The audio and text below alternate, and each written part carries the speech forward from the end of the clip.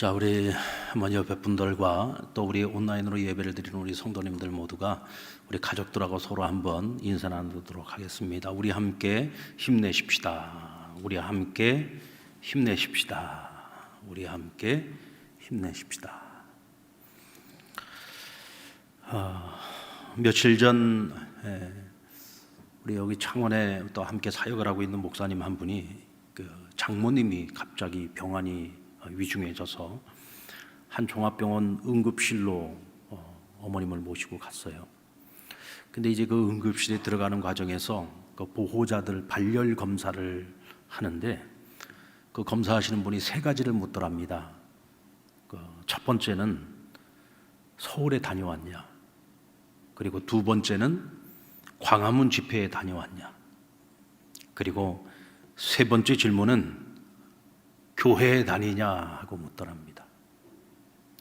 그 질문을 받으면서 너무 마음이 참담해서 어쩌다가 지금 우리 사회에서 우리 한국교회를 바라보는 시선이 이렇게까지 되었을까 생각하면서 너무 난감했다라는 얘기를 들었습니다. 직장을 다니고 있는 우리 교인들은 주일이 지나고 출근을 하면 제일 먼저 듣는 말이 교회 다녀왔냐? 라는 질문을 동료들한테 듣는다고 합니다. 또 최근에는 아예 교회 예배에 가지 말라고 직접적으로 강요를 당하기도 하고 있습니다. 오늘 이런 현상들이 코로나 시대를 살아가고 있는 오늘 우리 한국교회의 현실입니다. 일부 몇몇 교회의 어처구니 없는 행태로 인해서 사회적으로 큰 무리를 일으킨 점은 우리 한국교회가 어쩔 수 없이 함께 짊어지고 가야 하는 멍해인 것 같습니다. 하지만 한국교회 대부분의 교회들이 정말 생명처럼 여기는 예배를 비대면 예배로 온라인 예배로 전환을 하면서까지 우리 코로나 방역을 하는 일에 있어서 모범적으로 지금까지 우리가 선행을 해왔습니다. 그럼에도 불구하고 국민들로 하여금 교회를 파렴치한 집단으로 오해하도록 이 왜곡된 언론 보도라든지 혹은 차별적이고 편파적인 정부의 입장과 태도에 대해서 교회는 억울한 마음 또 속상한 마음을 감출 수가 없습니다. 사실은 이 코로나 이전서부터 여러분 뭐 드라마라든지 영화라든지 그런 그 매스미디어들을 통해서 비춰지는 교회의 모습을 보면 드라마에서도 보면은 교회가 마치 무슨 이단 사이비 집단처럼 그렇게 표현을 하고 또 목사들은 하나같이 다 사기꾼들, 성추행범들 다 아주 흉악한 모습들로 그렇게 그려내고 표현을 하는 모습들을 참 볼 때마다 왜 이 사회가 이렇게 교회를 비하시키고 왜곡을 시킬까 늘 마음이 답답했는데 이번 코로나로 인해서 교회는 이제 더 벼랑 끝으로 서고 있는 것이 아닌가라는 이 참담한 마음을 어떻게 감출 길이 없습니다. 가장 걱정스러운 것은 성도들이 세상의 일터에서 직장에서 교회를 다닌다는 이유 때문에 불이익을 당하거나 또 차별과 어려운 일들을 당하지 않을까 걱정이 됩니다. 이런 사회 분위기 속에서 믿음이 연약한 성도들은 분명 넘어지는 이들 분명히 있을 거예요. 실족하는 사람들도 분명히 생길 겁니다. 이런 사회적 분위기 속에서 믿음이 연약한 자들이 과연 어떻게 믿음을 지켜나갈 수 있고 이런 상황 속에서도 어떻게 그들이 정말 복음을 전하는 그 사명을 감당할 수 있을까 좀 걱정이 됩니다. 분명한 것은 코로나 이전에도 힘들었지만 앞으로 코로나 이후에 교회를 바라보는 사회의 분위기는 훨씬 더 냉랭해질 거라는 거죠. 한번 왜곡되어져 버린 이미지는요, 회복하는데 정말 많은 시간이 걸립니다. 그리고 우리 교회 스스로도 끊임없는 갱신의 노력을 기울이지 않으면 앞으로 우리가 이 사회 속에서 과거에 그 한 70년 동안 우리가 누려왔던 영적인 황금기를 이제 우리가 다시 회복하기가 어려울 수도 있다는 거죠. 아직도 끝나지 않은 코로나 시대입니다. 그런데 우리는 점점 더 궁지에 몰리고 있고 벼랑 끝에 서 있습니다. 이와 같은 우리 한국 교회가 이런 상황 속에서 우리 성도들은 과연 무엇을 해야 하겠습니까? 오늘 본문의 말씀은 히스기야 왕이 유다 왕국을 다스릴 때 아수르의 사내립 군대 18만 5천의 군대가 쳐들어왔어요. 예루살렘을 제외한 유다 왕국의 모든 성읍을 이미 다 정복한 상태였습니다. 딱 하나 예루살렘만 지금 남아 있었어요. 풍전등합니다. 절대절명의 위기 가운데 빠져 있는 예루살렘을 지금 배경으로 하고 있는 말씀이죠. 아수르의 군대장관이었던 랍사게는 예루살렘 성 앞에 나와서 백성들을 많은 말을 가지고 회유했습니다. 이사야 36장 전체의 말씀이 랍사게의 연설이에요. 그가 이 연설을 통해서 하고자 했던 것은 백성들의 마음, 지금 굉장히 극도의 불안감을 가지고 있는 백성들의 마음을 그들의 왕인 히스기야로부터 떠나게 만들고 또 그들이 믿고 따르는 여호와 하나님을 떠나게 만드는 것이 그의 연설의 목적이었습니다. 그래서 그는 연설 내내 그들의 왕인 히스기야가 얼마나 별 볼 일 없는 사람인지를 그를 비난하고 조롱하고 멸시하는 발언을 했습니다. 히스기야는 죽었다 깨나도 너희를 우리의 손에서 건져낼 수 없다. 그러니 그의 헛된 말에 미혹되지 말라고 말합니다. 그가 믿고 의지하자고 하는 여호와 하나님, 너희의 신이 너희를 우리의 손에서 건져낼 수 있을 것 같으냐? 세상에 수많은 나라들이 있고 그들이 믿고 있는 신들도 우리 아수르의 손에서 그 나라를 건져내지 못했고 백성들을 건져내지 못했다. 근데 하물며 너희 하나님이 여호와가 대체 뭔데 그 보잘것없는 신이 너희를 우리의 손에서 보내낼 수 있겠느냐? 그래도 하나님을 의지하자고 하는 이 히스기야의 그 헛된 거짓말에 속아 넘어가서는 안 된다라고 하나님과 그리고 히스기야를 능멸하고 있는 겁니다. 여러분, 하나님의 백성이 하나님 앞에 바로 서지 못하고요, 세상으로부터 하나님의 백성이 흠잡히게 되면은요, 우리만 욕먹는 게 아니에요. 우리가 믿고 따르는 하나님이 욕을 얻어먹는 거예요. 오늘날 한국교회의 상황이요, 딱 이 히스기야와 유다 왕국의 처지와 너무나 비슷한 모습을 가지고 있습니다. 나라가 힘이 없고 나라가 하나님을 제대로 못 섬겨서 나라가 이런 위기 가운데 있을 때 정말 하찮은 이방인이 와서 그렇게 하나님을 능멸하고 멸시하는데도 대항하지 못하는, 왜 이런 현상이 일어났겠느냐? 결국은 자업자득인 거죠. 어쩌면 오늘날 우리 한국교회의 모습도 자업자득이라고 할 수 있습니다. 자, 그렇다면 우리 한국교회는 지금 이 부끄럽고 답답한 상황 속에서 그럼 무엇을 해야 할까? 오늘 이사야 36장 21절 말씀 우리 같이 한번 읽어보겠습니다. 시작. 그러나 그들이 잠잠하여 한 말도 대답하지 아니하였으나 이는 왕이 그들에게 명령하여 대답하지 말라 하였음이었더라. 랍사게가 그렇게 하나님을 멸시하고 능멸하고 히스기야 그들의 왕을 능멸하는데도 불구하고 아무도 그 말에 대답하는 자가 없었다고 오늘 성경은 말하고 있어요. 여러분, 예루살렘에 말 잘하는 사람이 없었기 때문일까요? 랍사게보다도 말 잘하는 사람이 한 사람도 없었기 때문에 아무도 대답하지 않은 걸까요? 오늘 성경에 보면 히스기야 왕이 랍사게의 말에 단 한마디도 대답하지 말라고 명령을 했다 그랬어요.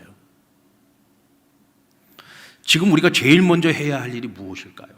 오늘 우리 한국교회가 이와 같은 현실 속에서 억울함도 있어요, 답답함도 있어요, 괴롭기도 해요. 자, 이런 상황 속에서 오늘날 우리 한국교회가 해야 할 일은 세상의 왜곡과 비난과 차별 앞에서 많은 말을 가지고 대답하려고 하면 안 됩니다. 지금은 침묵해야 될 때예요. 지금 뭐 뉴스를 보면 연일 지금 정부가 취하고 있는 이런 행정적인 명령에 대해서 한국교회 곳곳에서 대다수의 교회들은 지금 일단은 순응을 하고 있지만 뭐 지금 비대면 예배에 대해서 저항을 하고 우리는 그렇게 못하겠다고 성명서를 내고 이런 일들이 지금 일어나고 있어요.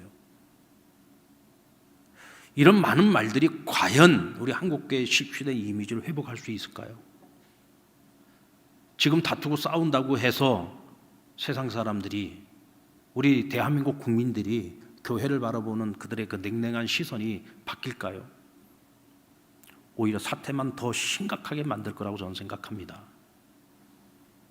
만약 응급실 앞에서 교회 다니는 사람 못 들어갑니다 라는 직원의 말을 듣고 그 앞에서 변명을 한다든지 억울함을 호소한다든지 더 나아가서 말다툼을 벌인다든지 다투기라도 하면 문제가 해결이 되겠습니까? 오히려 문제만 더 키우는 일이 되고 마는 것입니다. 유다왕 히스기야는 왜 백성들에게 아무 말도 하지 말라고 했을까요? 랍사게의 그 시건방지고 무리한 말을 들으면서 왜 대응하지 말고 침묵하라고 한 걸까요?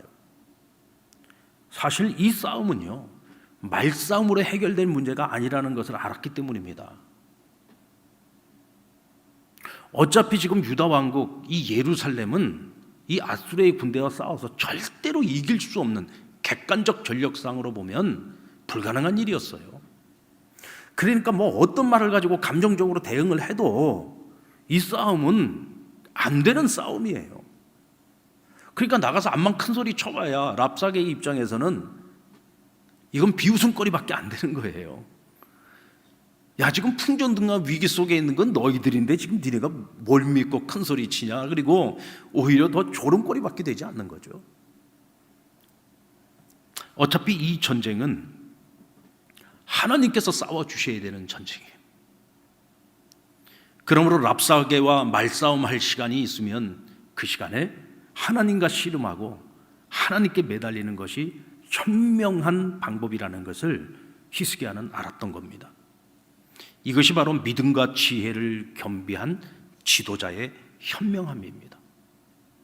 고린도전서 4장 20절의 말씀 보면 하나님의 나라는 말에 있지 않고 오직 능력에 있다고 했어요. 이것은 평생을 온 세상을 다니면서 복음을 전했던 사도 바울이 자신의 그 삶의 현장 속에서 그가 경험했던 바입니다.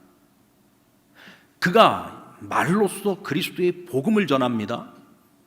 근데 결국 사람들이 그 복음 앞에서 무릎을 꿇는 것은요, 말의 능력에 있지 않고 하나님의 능력에 있었다는 거예요. 결국은 하나님의 능력이 드러나고 나타날 때 세상 사람들은 하나님의 살아계심과 역사하심을 그들이 인정할 수밖에 없었다는 것입니다. 결국은 우리가 입술로 말로써 전하는 복음을 하나님의 능력으로서 드러나게 하는 것이 뭐냐? 우리의 믿음이에요. 그리고 그 믿음을 실천하는 우리의 삶인 것입니다. 지금 하나님의 교회는 많은 말을 가지고서 왜곡된 세상 사람들의 시선을 바꾸려고 애써서는 안 됩니다. 우리의 삶을 통해서 하나님의 살아계심과 역사하심을 증명해야 됩니다. 우리 상남교회를 비롯해서 많은 교회들이 사실은 정부로부터 행정명령이 내려오기 전에 우리가 먼저 선조치를 했습니다. 왜냐하면 지역 주민들을 먼저 생각했기 때문이고 또 우리 성도들의 건강과 안전을 걱정했기 때문입니다. 그래서 우리는 행정명령이 내려지기 전에 먼저 우리가 손조치를 취했습니다. 우리는 앞으로도 코로나 사태가 완전히 끝날 때까지 이와 같이 보다 더 적극적으로 이것이 어떤 정부의 명령에 의해서가 아니라 우리가 스스로 지역 주민들과 또 우리 상남교회 성도들의 건강과 안전을 지키기 위한 것입니다.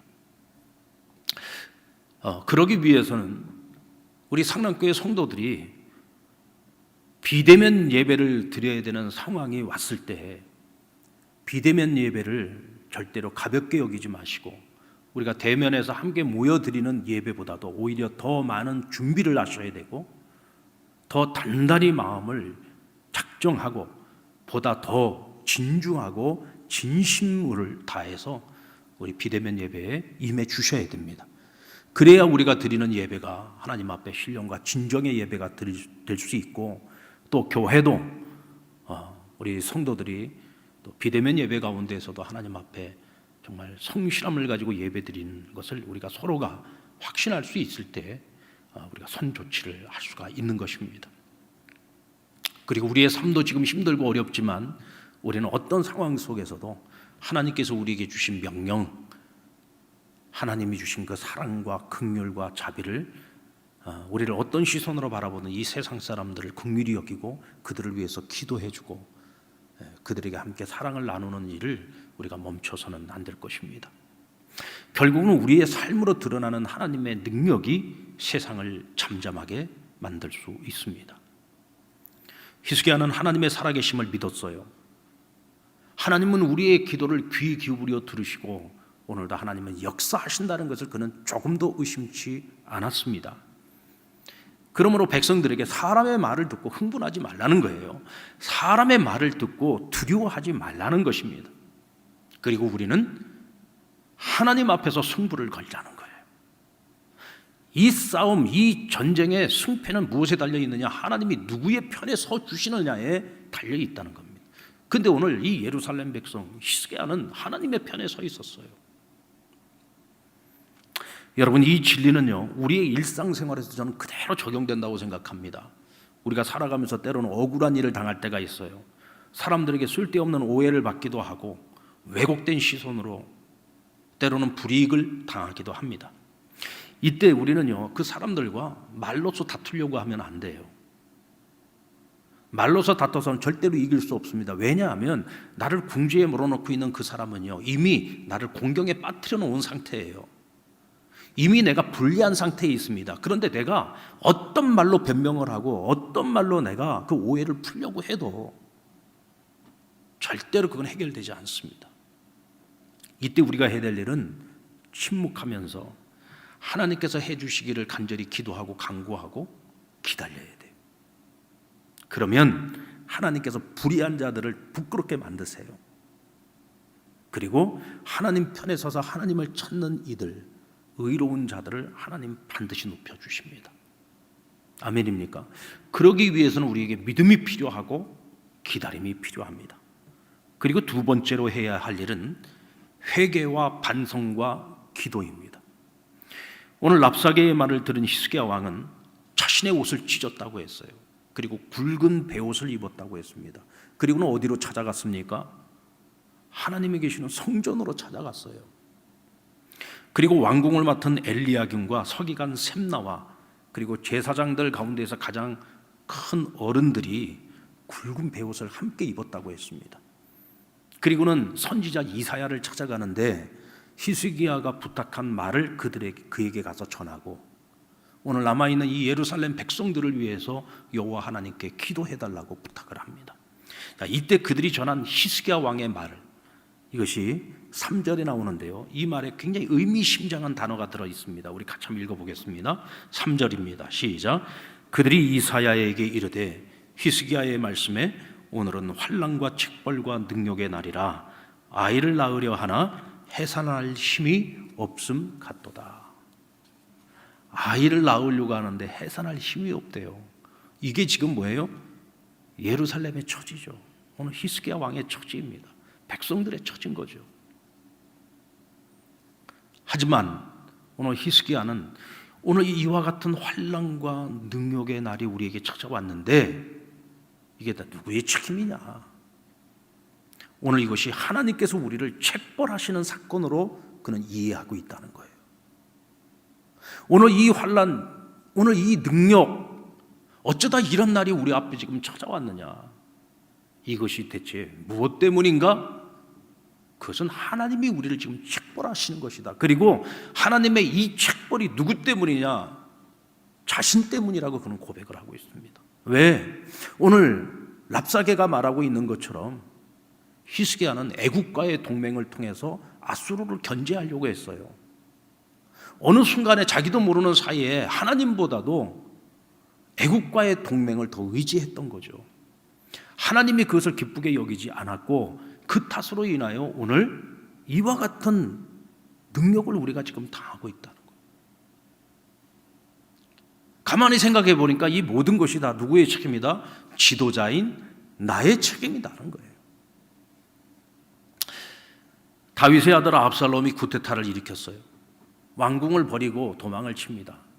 근데 그때 사울의 친족이었던 시므이라고 하는 사람이 거리를 두고 뒤쫓아오면서 다윗을 비난을 했어요. 너는 피를 많이 흘린 자다. 너는 정말 그 사악한 자다. 너는 그 피 때문에 망할 거다. 그러면서 이 다윗을 막 저주를 하는 거예요. 그러니까 그 옆에 있던 수리아의 아들 아비새가 왕이 시온에 당장 가서 저의 목을 베어 오겠습니다. 이때 다윗이 어떻게 했습니까? 멈춰라. 제지했어요. 지금 저 시므이가 하는 말은 하나님께서 그의 입술에 나를 저주하라고 주신 거다. 근데 내가 어찌 저걸 내가 막을 수 있겠느냐? 하나님이 나를 긍휼히 여기시고 감찰하신다면 하나님께서 저가 지금 내게 내뱉는 그 저주를 하나님께서 손으로 갚아주실 것이라고 믿는다. 그리고는 겸손하게 모든 걸 받아들였어요. 그러니까 오늘 지금 이 능력의 날을 자신의 책임으로 받아들이고 회개의 기회로 삼았던 거죠. 여러분, 지금 북한에서는요, 이 코로나 사태, 또 북미 협상, 경제 정책이 지금 다 실패했어요. 그러면서 얼마 전에 김정은이 위임 통치라고 하는, 지금까지 북한에서는 단 한 번도 이런 일이 없었는데 지금 처음으로, 그래서 건강 이상설도 나오고 별의별 얘기들이 다 있어요.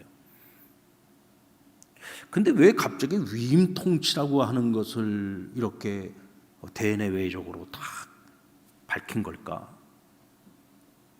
그래서 많은 그 정치 연구가들이 이렇게 얘기를 합니다. 지금 너무 많은 실패를 했는데 이 젊은 지도자가 그걸 스스로 다 감당하기가 어려워. 그래서 정말 북한 땅에서는 있을 수가 없는 일인데 이걸 위임 통치, 권력을 여러 사람에게 분산시켜서 이거를 위임을 해가지고 자신의 책임을 분산시키는 거예요. 그래서 자신의 다 감당해야 되는 실패의 책임을 분산해서 나누려고 하는 거죠. 결국은 책임 전가인 겁니다. 사실 김정은이 같은 이런 악한 지도자에게 우리가 이런 리더십을 기대하기는 어렵겠습니다만은, 지도자는 어때야 됩니까? 어떤 책임이 있을 때 그 책임을 백성들의 탓으로 돌리면 안 되죠. 결국은 모든 것은 지도자의 책임인 거예요. 잘했든 못했든, 특별히 잘못되어진 것이 있다면, 잘못된 결과가 나타났다면 그거는 지도자의 책임이죠. 하나님 앞에서 회개의 기회로 삼고 잘못된 정책은 스스로 인정하고 잘못한 것이 있으면 백성들에게 잘못했다고 시인을 하고 사과를 해야죠. 그리고 바로 잡으려는 노력을 해야 참된 지도자라고 할 수 있지 않겠습니까? 가장 못난 지도자의 가장 못난 리더십이 뭐냐? 결국은 책임 전가입니다. 오늘 한국교회도 이 모든 현실 앞에서 우린 지금 세상만 탓해서는 안 됩니다. 사실은 세상을 탓하고 싶은 마음이 지금 이 머리끝까지 차 있어요.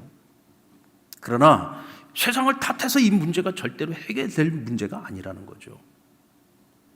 오히려 지금 이것은 세상을 탓할 것이 아니라 이 모든 것이 하나님, 우리 한국 교회에 대한 하나님의 책벌이라고 받아들일 수 있어야 돼요.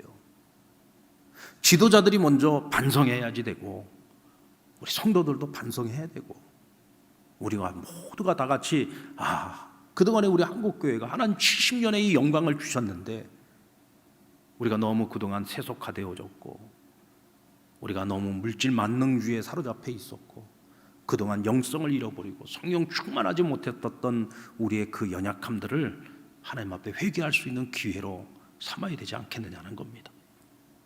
이때 하나님께서 그런 우리의 진심을 보시고 하나님이 일하시지 않겠습니까?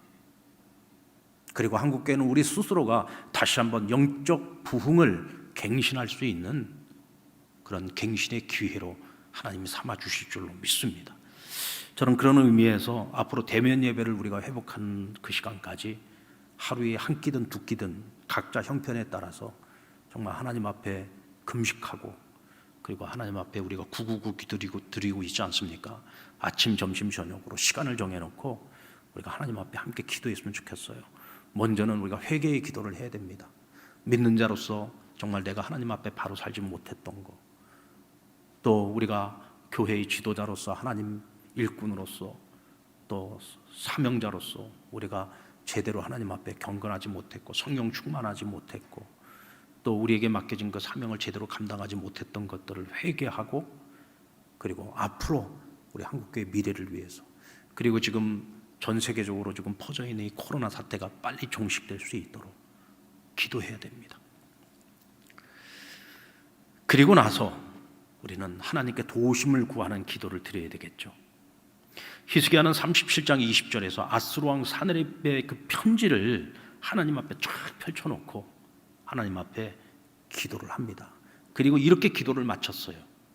우리 하나님 여호와여, 이제 우리를 그의 손에서 구원하사 천하 만국이 주만이 여호와이신 줄을 알게 하옵소서. 하나님 능력을 보여주십시오. 지금 하나님을 능멸하는 자가 저렇게 큰 소리를 치고 있습니다. 아수리의 사네립 왕이 하나님을 능멸하고 저를 능멸하는 이런 장문의 편지를 보냈습니다. 하나님, 이 참담한 현실을 지금 하나님 다 보고 계시지 않습니까?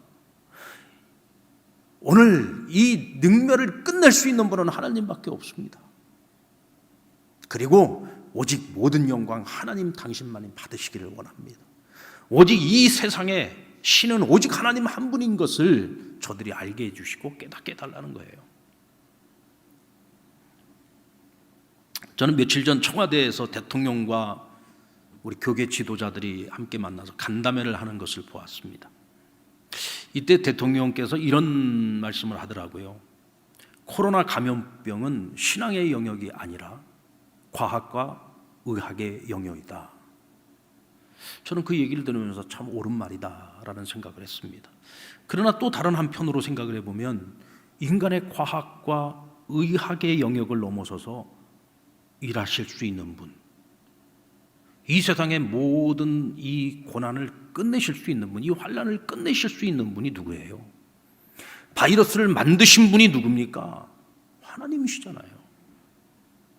굳이 백신이나 치료제의 힘을 빌리지 않고도요, 정말 하나님께서 마음만 먹으시면은 하루아침에 이 모든 바이러스를 종식시킬 수 있는 분이 전능하신 하나님이에요. 여러분, 성경에도 보면요, 역사적으로 볼 때에 하나님께서 감염병을 통해서 세상을 심판하시기도 하셨지만 감염병으로부터 하나님께서 자기 백성들을 구원하시는 장면들이 시대마다 곳곳에서 나타나고 있습니다. 오늘 우리는 이걸 볼 수 있어야 돼요. 상식을 우리는 지켜야지 됩니다. 그래서 상식을 지키기 위해서 우리가 더 방역에 애를 쓰고 노력을 해야죠. 그러나 그것만 갖고 해결되지 않는다는 거예요. 백신이 나온다고 해서 여러분 뭐 당장에 끝날 것 같습니까? 아닙니다. 백신이 나와도 완전한 종식이 이루어지려면 최소한 1년에서 2년이 걸립니다. 또 백신이 나와서 그것이 해결이 된 것처럼 보이지만 또 변이된 바이러스가 또 삽시간에 퍼져버리면은 그 백신 갖고 해결 안 되는 거예요. 이거는 정말 하나님이 종식시켜주지 않으면 끝이 없는 싸움인 겁니다. 이번 코로나의 특징이 바로 그거예요. 그래서 백신이 지금 빨리 나오지 못하고 있는 겁니다.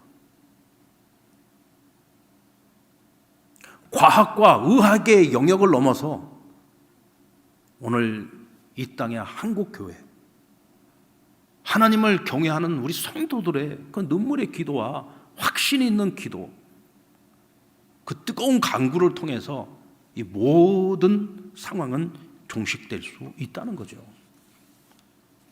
지금 우리가 무엇보다도 우선적으로 기도해야 될 것은 빨리 코로나가 확 종식될 수 있도록 위해서 기도해야 돼요. 이 싸움에서요, 이 코로나와의 싸움에서 우리가 이기지 못하면 정말 모든 것이 다 끝납니다. 그렇지 않습니까? 지금 1년도 지금 되지 않은 가운데에서도 지금 뭐 전 세계가 올스톱 상태잖아요. 다 경제적인 어려움을 당하고 있고 그냥 매일같이 지금 죽어나가는 사람들은 늘어나고 있고, 이 전쟁은 정말 반드시 필히 이겨야 되는 전쟁이에요. 이 전쟁에서 승리할 수 있도록 우리는 하나님께 기도해야 됩니다. 히스기야처럼 우리를 코로나로부터 하나님 구원해 주세요. 그리고 이것이 과학과 의학의 영역에서만이 아니라 정말 하나님이 하셨다라고 하는 것을 확실하게 보여주십시오. 그래서 하나님을 능멸하고 교회를 비방했던 그 많은 사람들이 스스로 부끄러워 입을 다물 수 있도록 하나님의 전능하심과 살아계심과 역사하심을 오히려 이 일을 통해서 나타내 주시고 보여달라고 우리는 기도해야 됩니다. 여러분, 지금 우리 앞에 코로나 외에도 수많은 문제들이 있죠. 내 힘으로 해결할 수 없는 불가능한 많은 문제들을 우리는 지금 끌어안고 있습니다. 자, 이 많은 문제들을 가지고서 우리는 마땅히 하나님 앞에 기도합니다. 히스기야의 마음을 가지고 하나님 도와달라고 간절히 간구합니다. 이때요, 많은 사람들이 주변에서 우리를 시험하지요. 야, 그거 뭐 기도한다고 해결되냐? 기도한다고 해결되냐?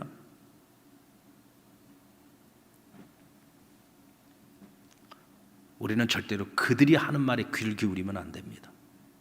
히스기야의 믿음, 히스기야의 마음을 가지고 우리 포기하지 않고 기도해야 돼요. 그러면 하나님께서 히스기야의 기도를 들으시고 역사하신 것처럼 오늘 우리가 가지고 있는 어떤 문제들도 하나님은 해결해 주실 수가 있습니다. 아멘입니까? 어차피 내가 감당하지 못하는 것이기 때문에 문제인 거예요. 그래서 이 문제는 내 힘으로 어차피 불가능해요. 해결이 안 됩니다. 그래서 하나님께 구하는 거예요. 우리가 믿음을 가지고 구할 때 하나님께서 히스기야에게 응답하셨던 것처럼 우리에게도 응답하실 줄로 믿습니다. 자, 이때 하나님의 영이신 성령의 역사가 기도의 응답으로 나타납니다. 우리 이사야 37장 6절로 7절 말씀을 같이 한번 읽겠습니다. 시작. 이사야가 그들에게 이르되 너희는 너희 주에게 이렇게 말하라. 여호와께서 이같이 말씀하시되 너희가 들은 바 아수르 왕의 종들이 나를 능욕한 말로 말미암아 두려워하지 말라. 보라, 내가 영을 그의 속에 두리니 그가 소문을 듣고 그의 고국에서 칼에 죽게 하리라 하셨느니라 하니라. 첫째는 저들이 능욕하는 말을 듣고 두려워하지 말라고 했어요. 왜냐하면 정작 두려워해야 되는 사람들은 하나님을 능욕하고 있는 사람들입니다. 하나님의 편에 서 있는 사람들이 아니에요. 자, 그렇다면 오늘 아수르가 저렇게 하나님을 능멸하고 히스기야를 능멸할 수 있는 이유가 뭐예요? 그들은 18만 5천이라고 하는 군대를 이끌고 왔기 때문입니다. 그리고 그들은 철병고로 무장하고 있습니다. 당대 아수르가 최고의 제국가 아니었습니까? 그러니까 세상에서 무시무시한 무기는 다 가지고 있었을 거란 말이에요. 그들은 그걸 믿고 지금 큰 소리를 치고 있는 거예요. 그런데 중요한 것은 뭐냐면 하나님께는 18만 5천이 아니라 200만, 300만, 아니 1000만의 군대가 몰려온다고 할지라도 하나님 앞에서 그들은 하루살이에 불과합니다. 자, 이사야 37장 36절 말씀 우리 같이 한번 읽어봅시다. 시작. 여호와의 사자가 나가서 아수르 진중에서 18만 5천인을 쳤으므로 아침에 일찍 일어나 본즉 시체뿐이라. 자, 며칠 만에 하룻밤 사이에 일어난 일입니다. 그들이 믿었던 18만 5천의 군대가 하룻밤 사이에 전부 시체로 변했대요. 어떻게 이런 일이 가능할까요? 폴 존슨이라고 하는 신학자가 있는데 이분은 헤로도투스의 역사라고 하는 책이 있어요. 굉장히 오래된 고전이면서도 고대 역사를 가장 정확하게 기록한 책이기도 합니다. 근데 그 역사를 인용을 했어요. 근데 그 인용을 하면서 28만 5천년이 하룻밤 사이에 그들이 시체로 변한 이 일은 쥐들이 전염시킨 강력한 패스트에 의한 일이었다라고 기록을 하고 있어요. 누가요? 헤로도투스가. 그러니까 이건 전염병이었다는 겁니다. 전염병이었다는 거. 그리고 유대 역사가인 요세푸스, 우리가 신학교에서 공부할 때 제일 이게 교회 역사를 공부할 때 항상 기본으로 나오는 게 누구였냐면 요세푸스예요. 이 유대 역사학자인데 유대의 역사를 가장 정확하게 기록하고 있는 사람입니다. 근데 이 요세푸스도 역시 마찬가지로 헤로도투스의 이 역사서를 인용을 했어요. 그러면서 그는 이렇게 말합니다. 수많은 쥐떼가 나타나서 아수르군의 활과 그들이 가진 모든 무기를 갉아먹었다 그랬어요. 그러니까 얼마나 많은 쥐가, 그러니까 아주 막 패스트도 그냥 패스트가 아니에요. 아주 강력한 패스트, 강력한 전염병이 와서, 그러니까 우리가 일반적으로 생각하는 이렇게 장기적으로 가는 그런 전염병이 아닌 거예요. 이건 걸리면 죽는 거예요. 하나님께서 그런 방법으로 18만 5천을 하룻밤 사이 시체로 만들어버렸다는 거예요. 아까도 말씀드리지 않았습니까? 하나님께서 전염병을 통해서 하나님이 심판하시기도 하지만 전염병 가운데에서 하나님이 구원해내시기도 한다고. 왜? 그 모든 것들을 움직이시는 분이 하나님이시기 때문에, 모든 생명을 주관하시는 분이 하나님이시기 때문입니다. 여러분, 눈에 보이는 것들을 보고 눈에 귀에 들리는 말들 때문에 우리가 너무 그것 때문에 불안해하거나 두려워할 필요가 없다. 오늘 성경이 분명히 말씀해 주고 있습니다. 너희가 두려워해야 될 것은 그것이 아니라 너희가 두려워야 될 하나님을 두려워해야 된다는 거예요. 우리를 바라보시고 오늘 우리를 지금 책벌하고 계시는 하나님의 시선, 하나님의 마음, 그것을 우리가 더 두려워해야 된다는 거예요. 사람들의 말은요, 시간 지나고 나면 또 다 사라집니다. 지금 그 냉랭한 시선도 또 어떤 몇 가지 좋은 사건들만 있으면 또 우리 한국 사람들 또 금방 마음이 또 변하잖아요. 사실 그런 것들을 우리가 두려워해서는 안 된다. 우리가 정말 두려워해야 될 것은 역사의 주관자가 되시고 우리를 감찰하시는 하나님 아버지 앞에서 오늘 우리가 회개의 기회로 삼아야 되고 우리가 갱신의 기회로 삼아야 된다. 이것이 더 중요한 거예요. 이때 하나님께서 우리에게 성령 충만함을 주십니다. 37장 7절에 보면 나의 영을 그의 속에 두리니, 여기서 말하는 그는 누구예요? 사네립 왕을 말하는 겁니다. 아수르 왕이죠. 그의 마음속에 하나님의 영을 두어서 그가 고국으로부터 들려오는 소문을 듣고 고국으로 돌아갈 것이다. 고국으로부터 지금 자기네 본국 아수르가 지금 이민족의 침입으로 말미암아 지금 어려움 속에 있다라는 소식을 들었어요. 이때 그 소식을 듣고 갈 수도 있고 안 갈 수도 있는데 하나님께서 이 사네립의 마음에 하나님의 영을 두어서 두려움을 가지고 돌아가도록 만들었다는 거예요. 여러분, 사람의 마음을 움직이는 것도 누가 하는 거예요? 하나님이 하시는 거예요. 18만 5천을 하룻밤 사이 시체로 만드는 것도 하나님이 하시는 거예요. 근데 여기 보니까 하나님의 영이 하셨다 그랬어요. 하나님의 영이 무엇입니까? 성령님이시잖아요. 지금 우리 한국교회는 이 어려운 상황 속에서 말이 아닌 능력으로 하나님의 살아계심을, 역사하심을 증명해내야 되는 거예요. 이를 위해서 가장 필요한 것이 성령의 기름 부으심과 성령의 충만함을 회복하는 것입니다. 성령이 임하셔야 우리 안에 있는 두려움을 극복할 수 있어요. 성령 충만해야 신묘막식하신 하나님의 선한 도구로 우리가 쓰임받을 수 있습니다. 초대교회는 오늘날의 한국교회처럼 많은 수가 모이는, 성도들이 많이 모이는 그런 교회가 아니었어요. 작은 교회였습니다. 그렇다고 해서 무슨 대외적으로 무슨 정치력이 있었느냐, 그런 것도 아닙니다. 재정이 넉넉했느냐, 그것도 아닙니다. 당대 초대교회는요, 날마다 핍박의 상황 속에 놓여 있었어요. 그런 초대교회, 세상적으로 보면 너무나도 미약하고 힘이 없는 교회의 모습이었지만 그러나 그 공동체가 세상을 뒤집어 놓지 않았습니까? 당대 최고의 제국이었던 로마를 무너뜨렸어요. 여러분, 하나님의 복음의 능력은요, 하나님의 말씀의 능력은요, 이런 세상의 눈에 보이는 이런 것들과 견줄 수 있는 것이 아니에요. 이것을 역사가 우리에게 말씀해 주고 있지 않습니까? 그러면 초대교회가 어떻게 세상을 무너뜨렸습니까? 딴 게 아니에요. 그 교회는 힘이 없고 미약하고 작은 교회였지만 그들은 성령 충만한 교회였어요. 오늘날처럼 교회들이 점점 더 부유해지면서 어떤 일을 하고자 할 때 먼저 기도하고 성령의 능력을 입으려고 하기보다는 예산을 짜고 그 예산에 맞춰가지고 우리는 모든 일들을 지금까지 해왔잖아요. 이제 우리가 그런 걸 좀 넘어설 수 있어야 된다는 거죠. 성령 충만하여서 우리가 해야 될 일이 점점 더 많아져야 돼요. 하나님이 기뻐하시는 일들을 우리가 해야 할 일이 점점 더 많아져야 합니다. 할 일이 많아져야 하나님이 교회를 부흥케 하고, 할 일이 많아져야 하나님께서 교회를 축복하시는 거예요.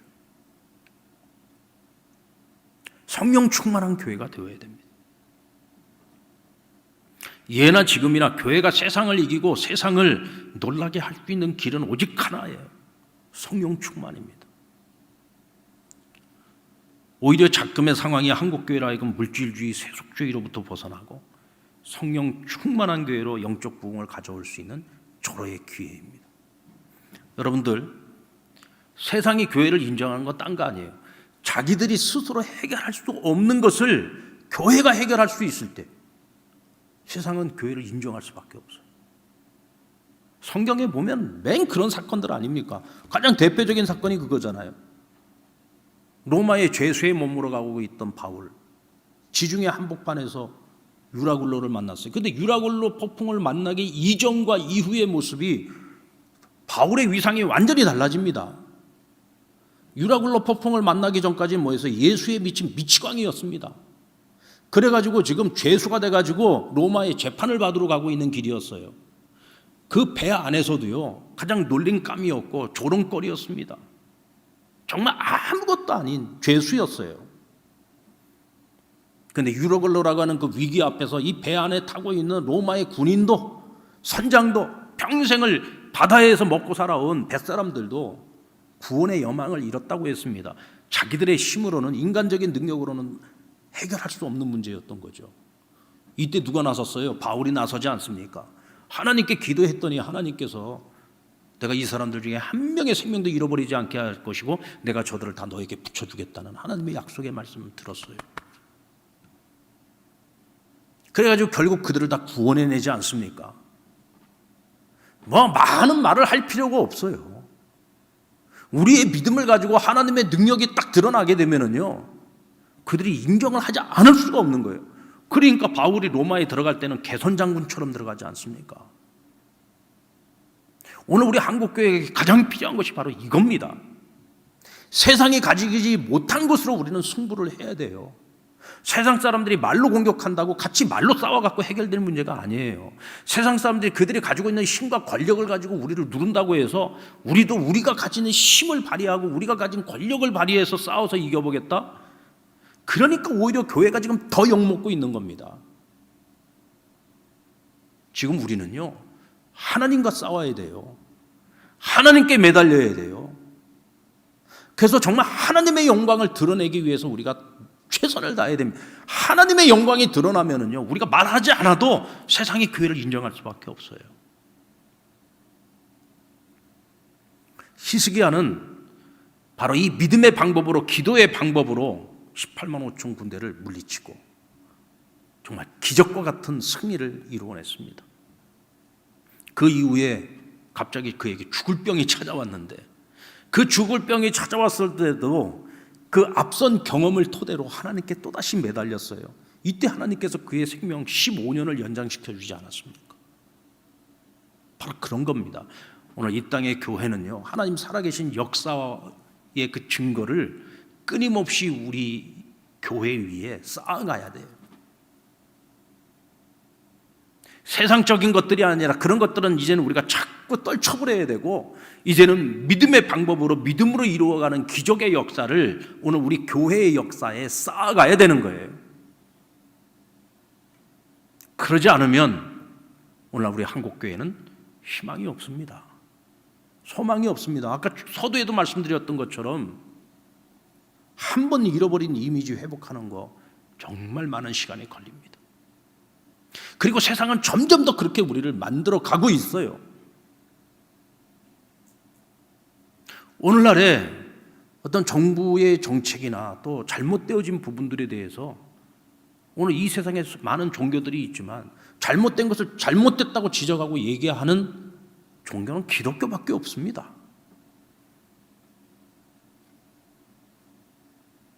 그래서 어쩌면 교회가 더 미움을 받는 것일 수도 있어요. 그리고 오늘 이 세상의 많은 매스미디어나 언론들이 그렇게 교회를 왜곡시키고 있는 면도 있습니다. 그러나 여러분, 아무리 억울해도 침묵합시다. 지금은 침묵해야 할 때입니다. 그리고 하나님 앞에 이 모든 환난과 능력의 날이 누구의 탓이 아니라 바로 우리의 탓이다. 이것은 우리를 향한 하나님의 책벌이라고 하는 사실을 우리가 믿고 그것을 인정하고 회개의 기회로 삼아야 됩니다. 여러분들, 우리가 다시 대면의 예배를 드릴 수 있는 날이 속히 올 수 있도록 위해서 기도해 주시고, 그날까지 우리가 정말 한 끼라도 함께 금식하면서 하나님 앞에 회개하는 시간을 갖고, 또 코로나의 종식을 위해서, 그리고 무엇보다도 중요한 것은 종식도 중요하지만 이것이 과학과 의학의 힘만으로 이루어진 것이 아니라 정말 하나님이 하셨다라고 하는 하나님의 능력이 드러날 수 있는 그런 종식이 될 수 있도록 위해서 기도해 줬으면 좋겠습니다. 그리고 무엇보다 성령 충만하십시다. 이를 위해서 기도해야 됩니다. 우리 한국교회는 처음부터 성령 충만한 교회였습니다. 근데 우리가 너무 풍요로워지고 교회가 너무 거대해지고 메가처치가 되어져 가면서 교회들이 기도하고 성령 충만해지기보다는 너무 우리가 세속화되어진 것이 사실입니다. 우리는 정말 가난하고 힘들었던 그때로 우리 스스로가 내려가서 하나님 앞에 우리 몸을 스스로 쳐서 하나님께 복종하며 지금은 기도하고 성령 충만한 교회의 모습을 다시 회복해서 세상을 부끄럽게 할 수 있는 그런 위대한 하나님의 교회, 충만한 교회를 회복하는 저와 여러분 될 수 있기를 주님의 이름으로 축원합니다.